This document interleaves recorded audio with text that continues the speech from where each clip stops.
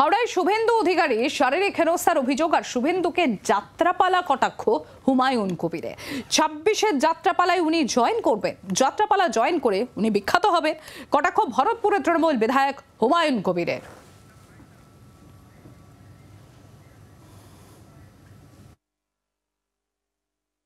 গোলাম মোস্তফা নাকি এসআই, তিনি নাকি ওনাকে ধাক্কা মেরেছে, ওনার হাত কেটে গেছে। তো আপনারা রক্ত দেখেছেন কিনা জানি না, উনি বারবার বলছেন আমার রক্ত বেরাচ্ছে, রক্তপাত হয়েছে। রক্তের রং তো লাল হয়, তা ওনার সাদা শরীরে কই রক্তের লালের কোনো চিহ্ন ফুটেজে দেখা যায়নি। আজকের দিনে মনে হচ্ছে যে ইনি 26-এর পরে দেখবেন ওর যাত্রাপালায় জয়েন করতে হবে, কারণ ওই দিক দিয়ে বিখ্যাত হবে। হুমায়ুন কবিরের এই যাত্রাপালা কটাক্ষ আর পাল্টা বিজেপি বিধায়ক শঙ্কর ঘোষ কি বলছেন শোনাই আপনাদের।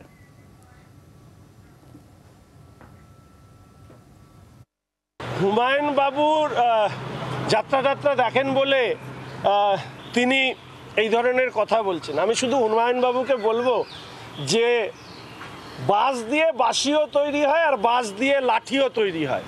প্রয়োজন মতো হুমায়ুন বাবুর এই সমস্ত মন্তব্য করার আগে যেন এই শব্দগুলো মনে রাখেন। বাংলার আওয়াজ, বাঙালির আবেগ, জি 24 ঘন্টা।